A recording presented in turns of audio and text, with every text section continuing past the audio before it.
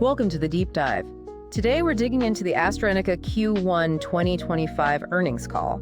Our goal, as always, is to pull out the key insights for you from that source material. Exactly. We'll break down what happened in the first quarter, what management focused on, and what it might mean going forward. It was a packed call, so let's maybe start with the big numbers. Yeah, let's get straight to the results snapshot. What was the headline story for Q1? Okay, so the main financial takeaway seems to be solid momentum, kind of building on how they finished 2024. Total revenue was up 10% at constant exchange rates, CER they call it. Okay, 10% top line. How did that flow down? Pretty well. Core operating profit increased by 12%, and core earnings per share, EPS, that jumped 21% CER. Wow, 21%. That seems high compared to the profit growth. Yeah, it got a bit of a boost this quarter from a lower tax rate. They mentioned some settlement impacts helped there. Ah, okay. So still good growth, but with a little asterisk on the EPS number. What about the full year? Did the strong start change their outlook? Nope, they stuck to their guns. Reiterated the full year 2025 guidance. So still expecting high single-digit percentage growth for total revenue and low double-digit percentage growth for core EPS. Both at CER, of course. Right. They did give a slightly better update on the foreign exchange impact for core EPS, though. Now expecting just a low single-digit hit versus mid-single-digit before. So a minor positive tweak there. Overall, sounds like a pretty positive financial picture they painted. Yeah, the momentum narrative definitely came through loud and clear. Okay, numbers look solid, but beyond the spreadsheets, what were the operational highlights? What showed they're actually doing stuff? Good question. They made a point of highlighting execution. For instance, they secured 13 approvals in key regions just since their February results update. 13 approvals, that's quite a few in a short period. It is. Yeah. And they framed it as, tangible progress. It shows the pipeline is delivering, getting medicines out there. And it ties into their big goal, at least 20 novel medicines by 2030. They said they've already got 9 approved towards that, like Bilinta. 9 already, towards 20 by 2030. That feels like maybe ahead of schedule. Is the pipeline backing that up with big data? It seems like it. They announced 5 positive phase 3 results recently. And that includes readouts for completely new drugs, NMEs they call them, like camizestrant and enovobartide. Those are future growth engines. Okay, new stuff coming through. Plus, more positive data for expanding their existing big drugs into new areas, like gastric and breast cancers. High-value opportunities there. Geographically, where's the growth actually coming from? Any surprises or interesting shifts given everything going on globally? Performance was pretty strong across the board, actually. Yeah. Which is interesting because they are facing some headwinds, things like the US Medicare changes. Emerging markets, if you exclude China, were really strong, up 17%. 17%. Wow. Yeah.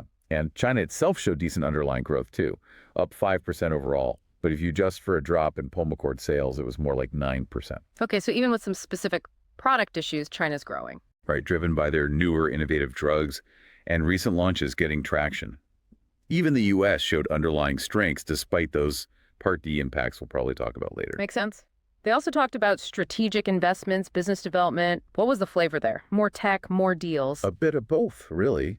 Seems like a focus on internal strength and looking outside.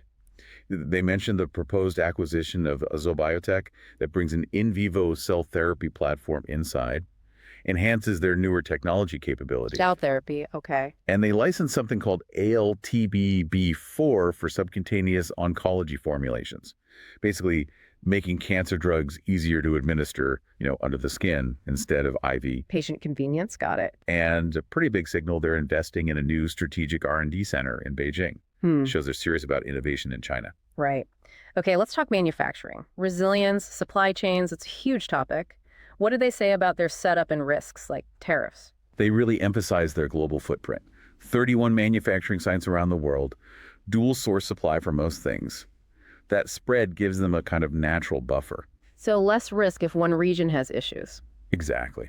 Regarding potential China tariffs on pharma, they basically said, not really an issue for us right now. Limited exposure. Their supply chains for China and the U.S. are mostly separate. Okay. And what about potential tariffs between, say, Europe and the U.S.? That's been talked about. They sounded pretty confident there, too. Said they could manage any short-term impact within their 2025 guidance, partly using inventory. Longer term, the plan is just to shift more manufacturing for relevant drugs to their U.S. sites. They already have 11 sites there and are growing that footprint. So manageable short term and a plan for the long term. Yeah, they basically framed it as a time-limited issue, not a fundamental threat beyond 2025. That's helpful context on the supply side. Let's circle back to the financials you mentioned. Can we dig a bit deeper into the revenue streams and profitability? Sure. So product sales, like the drugs they sell directly, grew 9%. But alliance revenue, that's their share of profits from partnered drugs like Enhertu with Daiichi Sankyo or Tezspire that grew much faster, up 42%. 42%. That's significant. It is. And because of that, they've introduced a new line item called product revenue. It basically adds product sales and alliance revenue together. They argued this gives a better picture of their sustainable revenue base. And that total product revenue line showed 10% growth in Q1. Okay, that makes sense. What about gross margin? You said it was high in Q1. Yeah, total revenue gross margin was 84% in the quarter, got a lift from product mix and some favorable currency effects, and they'll report margin this way going forward based on that total revenue. 84% is pretty high. Is that sustainable for the whole year? No, they flagged that it won't stay that high. They expect the full year 2025 gross margin to decline by about 60 to 70 basis points compared to 2024 levels. Okay, why the drop? Several things hitting it. The full year impact of that US Medicare Part D redesign we mentioned, expected VBP, volume-based procurement in China for some drugs. Right, the price cuts in China. Exactly. Plus, biosimilar competition for Soliris hitting now, and just the math of paying out bigger profit shares as those alliance revenues like Enhertu keep growing strongly. They specifically said the second half margin will likely be lower than Q1 because of these factors piling up, and also just seasonal stuff like flu-mist sales patterns. Got it. How did costs look? Were they keeping spending under control relative to revenue growth? Total operating expenses grew 9%, so just a touch below that 10% total revenue growth. Shows a little bit of operating leverage. Okay. But R&D costs jumped up quite a bit faster. Core R&D was up 16%. That's about 23% of their total revenue in Q1. Why the big R&D jump? Investments. Starting new clinical trials, putting money into those transformative technologies like cell therapy. They expect R&D to stay high, probably in the low 20s, as a percentage of revenue for the full year.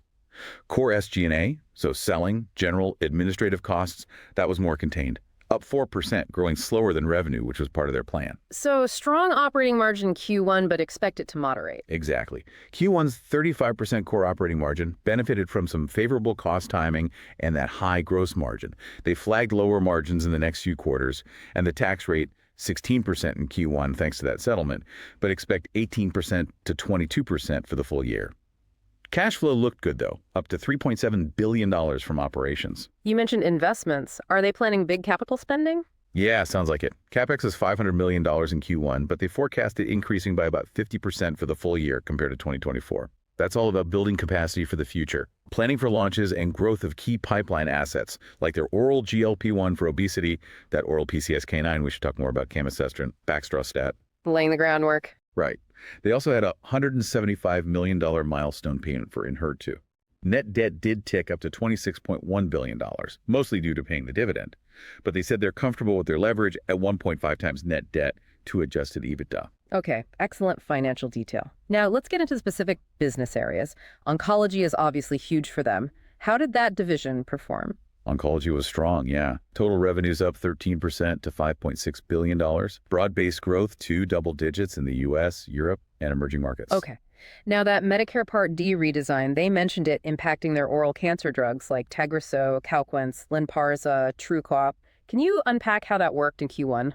Yeah, this was a key point they spent time clarifying. Basically, for these oral drugs, the Part D changes mean more Medicare patients hit what's called the catastrophic coverage phase much earlier in the year. Right, where their out-of-pocket costs drop significantly. Exactly. So the immediate impact in Q1 is that AstraZeneca provides fewer free goods through patient assistance programs because patients have lower costs. That hits the net revenue per pill initially. Ah, okay. So fewer free drugs means lower net price realization in Q1. Right, and this is the crucial part. Because patient costs are lower in that catastrophic phase, they expect adherence to improve. Patients are more likely to stay on their meds. So while Q1 saw this rebasing effect on price, they expect the volume growth from better adherence, and new patients starts to largely offset that initial hit throughout the rest of the year. So the idea is lower price per pill initially, but more pills sold over time. Pretty much. They expect continued revenue growth for drugs like Tagrisso and Calquence from this new baseline, driven by that volume uplift. Okay, that clarifies the Part D mechanism. So within that context, how did Tagrisso actually do? Tagrisso grew 8%. Demand is still strong, they said, especially with newer data like FLORA2 driving uptake and the LAURA launch for earlier stage disease. U.S. volume specifically was up a hefty 20%. 20% volume growth. Nice. Yeah. They are facing some pricing pressure in Europe, but overall expect continued growth for Tagrisso. Calquence, similar story, grew 8%. U.S. volumes also up over 20%. Really strong momentum in frontline CLL and the ECHO regimen launch in MCL. And you see the Part D effect there, too. Definitely. They highlighted that the proportion of Calquence patients on Medicare Part D went up by 10 percentage points just in Q1, shows that shift. They're gaining share in Europe and see more growth coming from fixed-duration CLL treatments in MCL. What about Lynparza, their PARP inhibitor? Lynparza grew 5%, still the global leader in its class. They expect volume growth to continue globally, which they think will help offset European pricing issues and that likely VBP inclusion in China mid-year. And Trucop, the newer AKT inhibitor, how's that launch going? Trucop brought in $132 million in Q1. It's now approved everywhere major. In the U.S., they said they've really grabbed the lead in that second-line biomarker-defined population. AKT-PTN altered nearly 100% market share there. Impressive share. Yeah. Q1 saw a bit of inventory destocking after a buildup in Q4. They see the next opportunity in the PIK3CA mutated population. Okay, switching to immuno-oncology, Imfinzi and Judo. Imfinzi grew 16%, and Judo 13%. Strong demand reported in their established lung and liver cancer settings. And they expect recent approvals in bladder cancer and earlier lung cancer settings to really drive more adoption going forward. And Enhertu, I assume that's still a star performer. Oh, absolutely. And Enhertu revenue shot up 34% in Q1, just remarkable growth. Real 34%. Driven by that strong DESTINY-Breast03 and 04 data, solidifying its leadership. Huge growth in China, too, after it got on their national reimbursement list, the NRDL, in January. And the launch, based on DESTINY-Breast06 data, is looking good in the U.S. and now approved in Europe, too. So it's moving into earlier treatment settings, chemo-naive, HER2 ultra-low. Big expansions. Wow. And the other ADC, Dato-DXd, what's the story there? For Dato-DXd in breast cancer, specifically hormone receptor positive, HER2 negative, the U.S. launch is looking encouraging. They said doctors like the convenience and the GI side effect profile seems different, maybe better tolerated than chemo. They seem very positive on the whole oncology outlook. And speaking of outlook, those recent oncology R&D results sounded massive. What were the highlights there from the call? Yeah, these are really key for that 2030 goal. First, camizestrant, their oral SERD for breast cancer. Positive phase 3 and first-line HR-positive metastatic patients who develop ESR1 mutations, that's Serena-6. They use strong language, highly statistically significant and clinically meaningful improvement in progression-free survival, PFS. Plus trends towards better time to second progression and overall survival. And it works with other drugs. Yeah, combinable with CDK46 inhibitors, well tolerated. They think this could really change the game, become a new standard endocrine backbone for that big group of patients. He got an ASCO plenary slot, which is a big deal. Okay, huge potential there. Yeah. What else? Imfinzi in gastric cancer, the Matterhorn trial. Also positive phase 3. This was for using Imfinzi around the time of surgery, perioperatively. Showed significant improvement in event-free survival, strong OS trend. So moving Imfinzi even earlier in treatment. Exactly. It's their third successful perioperative trial with Imfinzi, points to another potential blockbuster use and expands their reach in GI cancers. Also an ASCO plenary. 2 plenaries. Impressive. And the Enhertu data you mentioned earlier, DESTINY-Breast09. Right. The interim analysis for Enhertu combined with pertuzumab in first-line HER2 positive metastatic breast cancer. Again, highly statistically significant and clinically meaningful PFS improvement versus standard care. No new safety issues. Early positive OS trend. And the significance of this one? It moves Enhertu even earlier, right into the first-line setting for broad HER2 positive population. Could really redefine how that disease is managed right from the start. Oh, and one more thing, they got breakthrough designation for a companion diagnostic test for TROP2, linked to Dato-DXd in a lung cancer trial. Important for potentially selecting patients who will benefit most. Okay, that's a ton of positive oncology news. Let's switch gears completely. Biopharmaceuticals, how did that side of the business do? Biopharma also had a strong quarter. Total revenue hit $5.6 billion, up 12%. Farxiga was a huge driver, broke $2 billion in revenue for the first time in a quarter. Still massive demand in chronic kidney disease, CKD, and heart failure. They're even working on 3 fixed-dose combinations with it in phase 3 now. $2 billion in a quarter. Wow. But I thought there were headwinds for Farxiga. There are. They noted U.S. revenue was down a lot year over year, but that was mainly due to a weird comparison because of an authorized generic launch last year. The big near-term headwind now is that expected VBP inclusion in China mid-year. That'll hit pricing. Right, that volume-based procurement again. So Farxiga and roxadustat facing that in China. Right. Any other headwinds looming, like generics? Yes. They flagged expected generic competition for Brilinta starting soon in the U.S. But despite VBP and generics, they sounded pretty confident that the growth drivers in the rest of the biopharma portfolio are strong enough to more than offset those hits this year. Ultomiris, their potassium binder, for instance, keeps growing fast, up over 35% again this quarter. Market leader there. Okay. And the respiratory and immunology R&I part of that? R&I is doing really well, up 13% to $2.1 billion. The newer products there, Fesana, Tessyker, Savelo, Breztri, Airsupra, they now make up over half of R&I sales and grew a combined 40% in Q1. 40% growth from that group. Nice. Yeah. Fesana and Tessyker are leading the charge in that booming respiratory biologics market. Fesana is holding its lead in the IL-5 class. Tessyker is gaining share, especially with European launches. Pulmicort was the main drag, down 26%, mostly China-related milder winter generic competition. But Beyfortus, the RSV antibody for infants, more than doubled its revenue, helps by getting more manufacturing capacity online. What should we watch for next in biopharma pipeline news? Few things coming up. Data readouts for Breztri in asthma, Fesana potentially moving into COPD, and a subcutaneous version of Savelo for easier dosing. Tessyker has also been submitted for nasal polyps in major markets. And then there's the first phase 3 data expected for Beristat. That's a new drug candidate they think could be a massive $5 billion plus opportunity. $5 billion for Beristat, okay.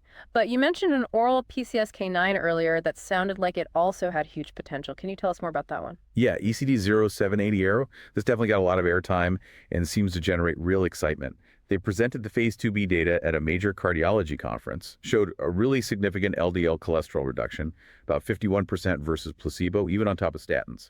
Consistent effect, well tolerated. Okay, good efficacy. But why is oral PCSK9 such a potential game changer? We have injectables already, right? That's the whole point. The injectables were great at lowering LDL, but frankly, they've struggled with uptake.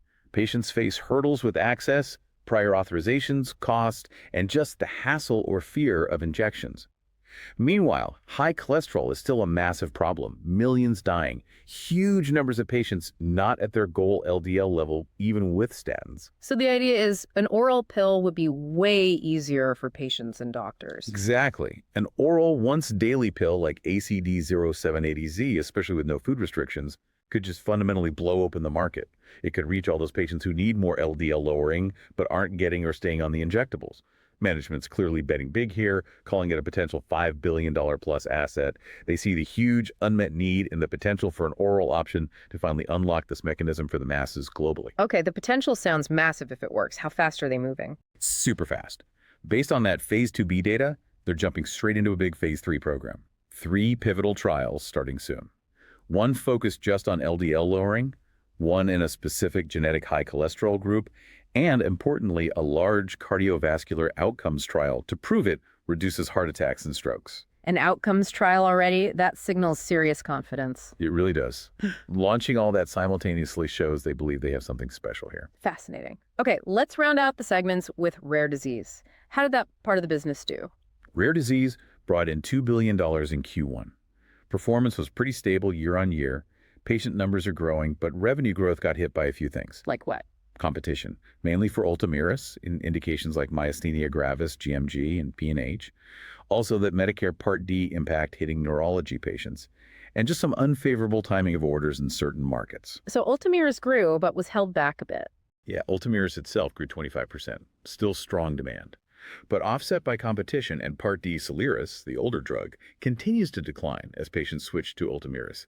Plus, biosimilars are hitting it now in Europe and the US. Their complement system beyond group grew 14%, driven by patient demand, but also slightly offset by Part D Koselugo, grew 8%, hit by order timing.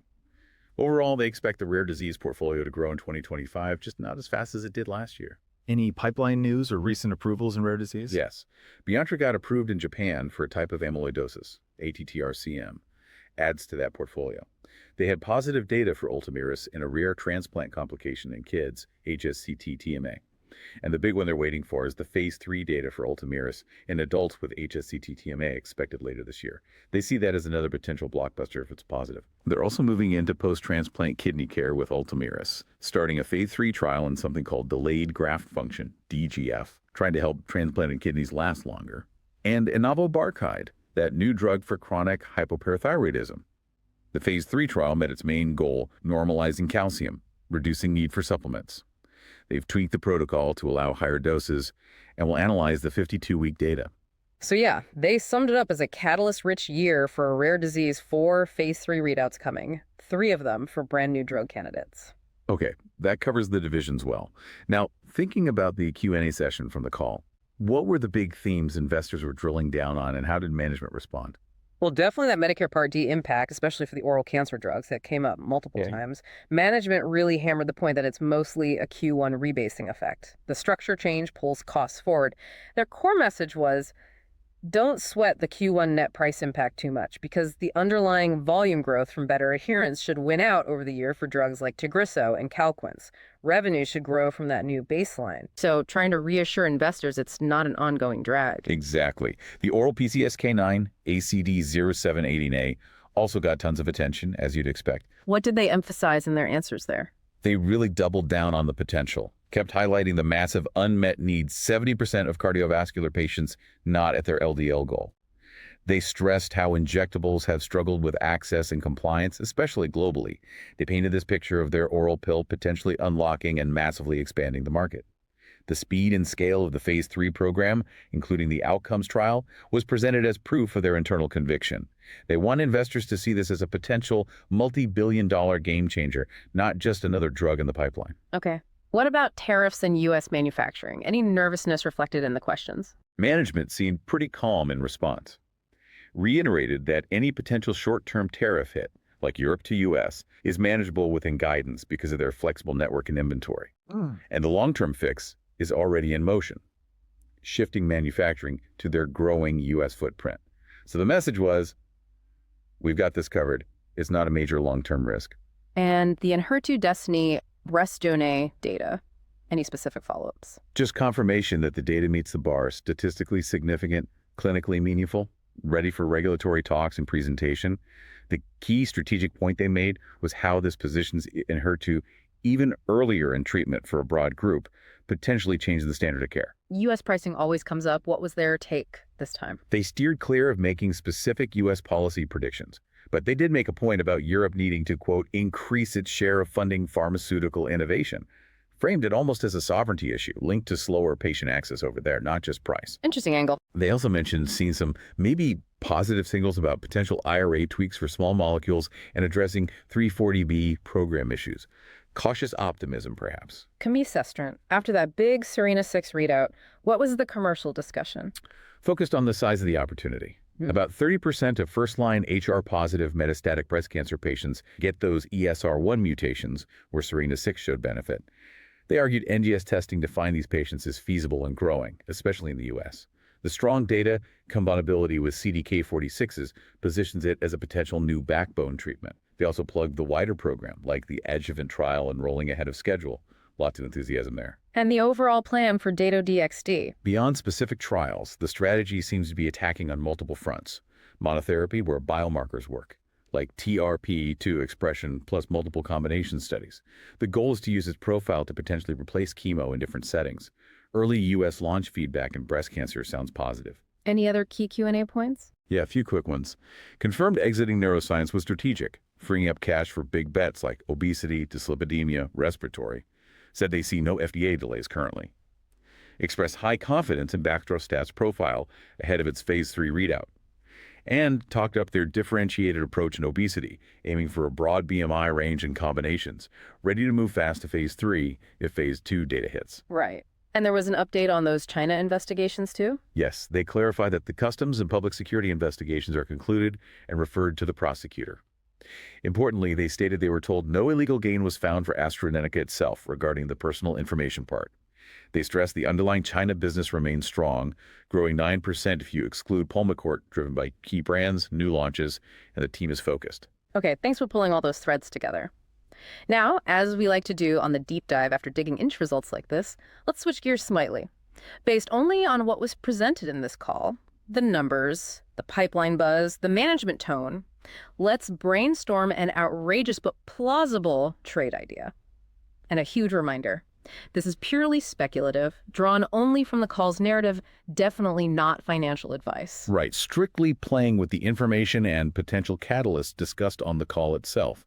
Okay, if I had to construct an outrageous but plausible trade based just on this call, it would probably be go long AZN, but specifically betting heavily on the success and market disruption potential of that oral PCSK9 inhibitor, ACD078. Okay, betting on the farm, metaphorically speaking, on that specific molecule. Why is that the outrageous but plausible play here? Well, the rationale, if you're pitching it, goes like this. The call relentlessly highlighted the huge unmet need in cholesterol management. 70% of patients not at goal. It framed the existing injectable PCSK9s as effective but ultimately market limited due to those access and compliance barriers. They didn't just position their oral pill as a competitor, they painted it as a market expander, something that could finally bring this powerful mechanism to the millions who need it but aren't getting the injectables. So the oral route unlocks a much bigger market than the injectables ever could. That's the core thesis. Management's excitement felt palpable. They threw out the $5 billion plus potential number, and backing it up with that immediate, large-scale Phase 3 program, including the costly outcomes trial that signals massive internal belief. Okay, that's the potential upside. What makes it outrageous? The outrageous part is betting big on a Phase 3 asset before seeing the pivotal data to meaningfully move the needle for a giant company like AstraZeneca. You're banking on a blockbuster success before it's proven. And the plausible part? Plausible, because the market need is demonstrably enormous. The biological mechanism, PCSK9 inhibition, is validated, and the oral delivery is a genuine, significant differentiation that directly addresses the known weaknesses of the existing products that struggled with access and adherence. If that Phase 3 data comes through positive, replicating Phase 2 with that convenient oral profile, the launch could potentially blow past current analyst expectations, especially globally where oral meds are often preferred. The key catalysts are clear. Phase 3 readouts, then watching the early launch trajectory. A very focused, high-stakes thesis based on that one asset potentially reshaping its market. Okay, let's stress it one more time. This is pure speculation derived only from the call content. Absolutely not financial advice. Please do your own homework before any investment decisions. Couldn't say it better myself. Essential. All right, so wrapping up our deep dive into AstraZeneca's Q1 2025 earnings call, what are the main takeaways? A strong quarter financially, solid growth across the board, key growth drivers seem robust enough to handle headwinds like Part D and VBP, at least based on their forecast. Yeah, and huge progress highlighted in the pipeline. Those positive Phase 3 readouts for new drugs and expanded uses are really significant. Management projected confidence in their strategy, investments in manufacturing resilience, even talking down potential tariff impacts. It definitely feels like a period full of potential news flow and catalysts for them as they push towards that 2030 goal. Absolutely. The narrative was very much focused on accelerating innovation, translating into both near-term results and significant future value creation from that pipeline. Okay, just a final reminder for you listening. Everything we've discussed today comes directly from the company's own earnings call and related materials provided. We are summarizing that information, not endorsing any viewpoints or making recommendations. This is not financial advice. Right. Always apply your own critical thinking. We hope this deep dive gave you some valuable insights from that source material. As you think about everything we covered, maybe consider, what stands out most to you? The biggest risk or the most exciting opportunity ahead for AstraZeneca? That's a good prompt. For me, maybe it's the sheer number of potentially huge opportunities that are juggling: oncology advancements, the oral PCSK9, obesity. It's impressive, but also raises the question of execution focus. Can they deliver successfully across so many big frontiers simultaneously? That might be the key thing to watch. Interesting thought. Thank you for joining us on the deep dive. We'll catch you next time.